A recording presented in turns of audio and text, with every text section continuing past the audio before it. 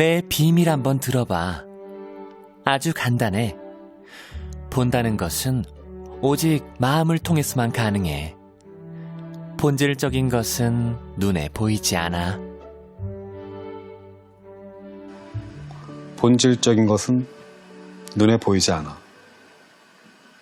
네. 아마도 보이지 않는 신을 믿어왔던 사람들은, 또는 지금도 믿고 있는 사람들은 본질적인 것이 보이지 않는다는 것을 굉장히 잘 알고 있었으리라 생각됩니다.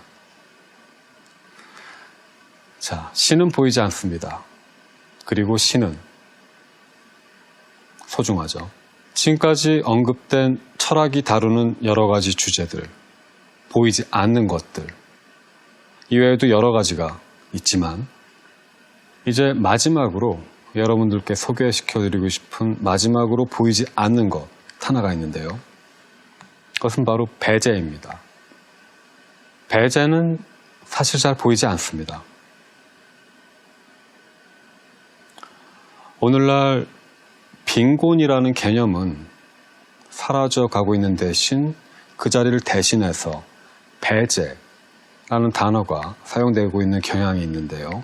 이때 배제는 빈곤처럼 단순히 어떤 소유의 결핍을 뜻한다기보다는 사회적 정체성의 결핍, 또는 배제된 자의 사회적 존재의 결핍 자체를 뜻한다고 볼 수 있습니다. 그렇기 때문에 배제는 빈곤보다 그 외연이 훨씬 더 넓은 단어라고 볼 수 있죠. 오늘날 배제되고 있는 자들은 정치, 문화, 경제, 사회, 교양, 교육, 여러 가지 영역에 있어 어떤 결핍을 경험하고 있습니다. 하지만 그것이 다가 아니라 더 나아가서는 배제된 자들은 배제되는 가운데 자신들의 사회적 정체성을 부여받게 됩니다. 배제된 자의 자기 규정이, 또는 자기 동일성이 바로 사회로부터 배제되는 것을 통해서 규정된다는 것을 뜻하는데요. 자, 여기서 문제가 생깁니다. 사회적으로 배제된다는 사실 그 자체를 통해서 자기 규정을 얻게 되는, 또는 자기 동일성을 얻게 되는 배제된 자들이 과연 이 사회를 유의미하게 바꿀 수 있는 사회적 행위자로서 참여할 수 있는 가능성이 열려 있을까요? 아니면 닫혀 있을까요? 사회로부터의 배제 자체를 통해서 부여받은 그러한 정체성, 말하자면 배제된 정체성을 지니고 있는 배제된 자들은 사실상 사회를 바꾸고, 또는 사회를 변화시키고, 또는 사회를 개선시키는 살아있는 사회적 행동의 동인이 되기 힘듭니다. 배제된 자들의 갖게 되는 사회적 정체성 자체, 즉 배제되는 정체성 자체가 배제된 자들이 다시금 사회에 참여하는 것을, 그리고 사회를 유의미하게 변화시킨다는 것을 애초부터 금지하고 있다라고 말할 수 있다는 말이죠. 그럼 여기서 문제가 생깁니다. 만일 배제된 자들이 자신들의 배제 상태를 개선시키고 싶어 한다면, 또는 만일 배제된 자들이 배제하는 사회적 현실을 바꾸고 싶어 한다면, 이때 이들에게 이러한 가능성이 과연 열려 있을까요? 쉽게 말해서 배제되는 자들은 배제에 저항할 수 있을까요? 아마도 힘들 것입니다. 왜냐하면 배제된 자들은 바로 그 배제되는 정체성으로 인해서 사회적 행위자로서의 정체성을 박탈당한 상태이고, 그렇기 때문에 사회를 바꿀 수 있는 유의미한 사회적 행위자로서의 여력을 이미 상실한 상태이기 때문이죠. 배제와 관련해서 우리는 메리 더글라스라는 사회인류학자의 지적을 귀담아 들을 수 있는데요. 메리 더글라스는 자신의 책에서 이렇게 주장을 합니다. 사회적 질서가 구축될 때 순수한 것과 불순한 것, 그러니까 서로 대립되는 이항 대립적인 두 개의 범주, 순수한 것과 불순한 것, 이 두 개를 통해서 사회적 질서가, 또는 상징적 질서가 구축된다고 더글라스는 말합니다. 말하자면은 우리가 사회를 인식할 때 사용하는 일종의 사회적 인식의 질서 또는 상징적 질서가 순수한 것과 불순한 것이라는 두 대립항을 통해서 그것을 토대로 해서 세워진다는 말인데요. 자, 일반적으로 이러한 사회적 질서가 작동을 하게 될 때 순수한 것은 포함이 됩니다. 반면 불순한 것은 배제되죠. 순수한 것은 받아들여지고 불순한 것은 추방당한다는 뜻이 됩니다. 그리고 이러한 순수한 것과 불순한 것의 대립을 통해서 이 세계는 마치 일종의 상징적 가위질이라도 작동하는 양 상징적으로 갈라지게 되는데요. 한편으로는 하나의 경계선이 거진 상태에서, 물론 상징적 경계선이죠. 한편에는 배제된 자들, 즉 순수한 자들에 포함되지 못한 자들이 생겨나게 됩니다. 그리고 다른 한편으로는 포함된 자들, 즉 순수한 자들이 생겨나게 되죠. 이런 식으로 포함된 자들과 배제된 자들 사이에는 눈에 보이지 않는 상징적 경계선이 쳐지게 되고, 이 경계선은 웬만해서는 넘나들기가 힘들게 됩니다. 포함된 자들, 말하자면 순수한 자들은 우리라는 집단적 전체성을 유지하는 가운데 자신들이 배제된 자들과 닮았다는 사실을 또는 어떤 유사성을 지니고 있다는 사실을 인정하는 것을 거부합니다. 우리라는 집단에 포함된 자들에게 있어 배제된 자들은 완전히 다른 자들 또는 그들이 되는 거죠. 이런 식으로 포함된 자들인 우리의 영역에서 배제된 자들인 그들은 점차적으로 추방되게 됩니다. 이와 더불어 사회적으로 유의미한 교환과 분배의 장소인 공통의 영역으로부터도 배제된 자들은 추방당하게 되죠. 그리고 이러한 배제와 더불어 배제된 자들의 구조적 죽음이 또는 사회적 죽음이 시작됩니다. 자, 근데 문제는 말이죠. 지금 제가 방금 말씀드렸던 이러한 배제, 순수한 자들과 불순한 자들 사이에서 벌어지는 이 배제가 보이지 않는다는 것, 바로 그것이 중요합니다. 이렇게 보이지 않는 배제를 우리는 아마도 암묵적 배제라고 부를 수 있을 텐데요. 배제가 보이지 않는다는 것, 그것은 사소한 일이 아닙니다. 왜냐하면 배제가 보이지 않을 경우 배제는 지속적으로 재생산되기 때문입니다. 무슨 말이냐면, 만일 우리한테 어떤 배제가 보인다고 할 경우 그 배제를 본 사람들은 이 배제에 관해서 문제를 삼을 수도 있겠죠. 그리고 그 배제에 저항을 할 수도 있을 것입니다. 그런 식으로 배제는 사라질 수도 있겠죠. 네, 극복 가능할 수도 있을 것입니다. 하지만 만일 배제가 보이지 않는다고 할 경우 배제에 저항하고 배제 상황을 개선시킨다는 것은 거의 불가능합니다. 오늘날 약자들에게 가해지는 가장 치명적인 배제는 보이는 배제가 아닙니다.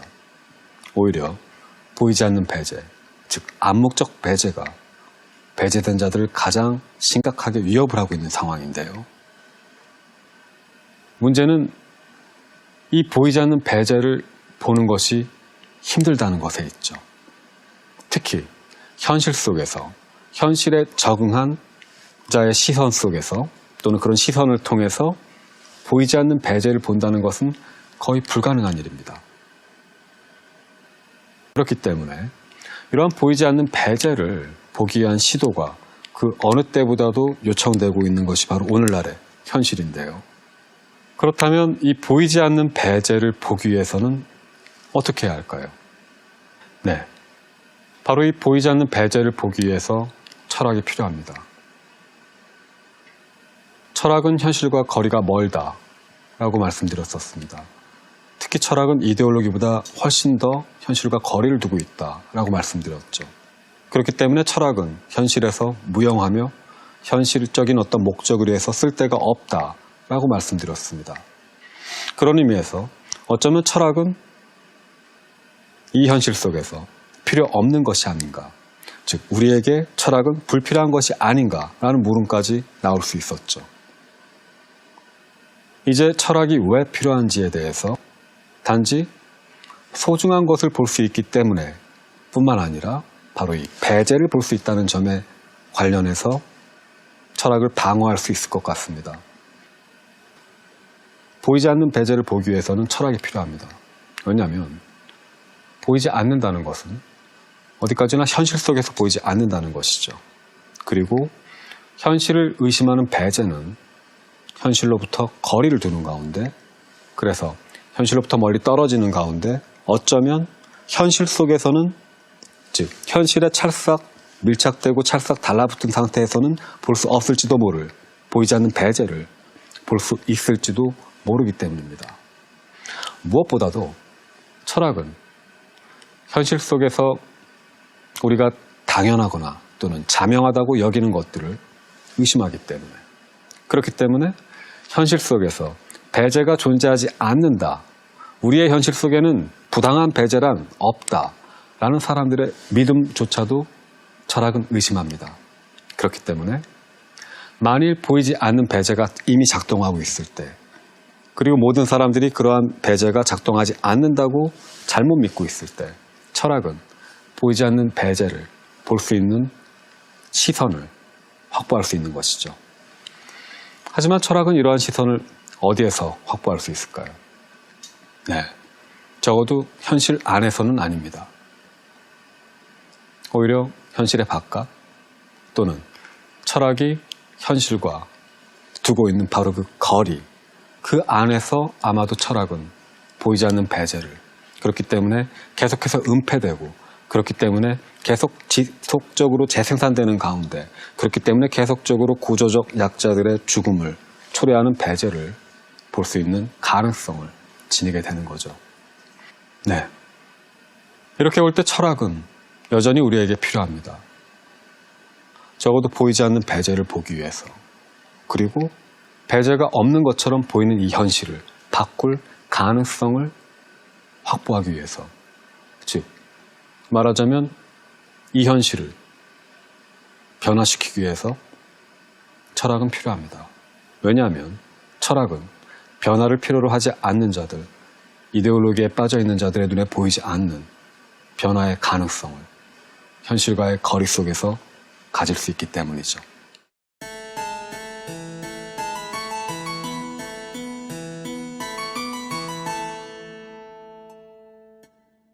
그럼 지금까지 논의된 내용들을 한번 정리를 해보죠. 처음에 우리는 철학이 현실과 거리를 두고 있다고 할 때 이 거리는 어떠한 거리인가, 또는 얼마만큼의 거리인가 라는 질문으로 이 강의를 시작했었습니다. 그리고 우리는 철학이 생각했던 것보다 현실과 더 멀리 떨어져 있다는 것을 알 수 있었습니다.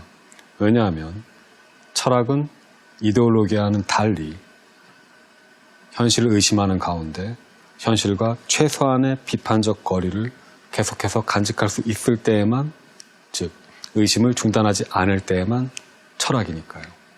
철학은 우리가 생각했던 것보다 현실로부터 더 멀리 떨어져 있습니다.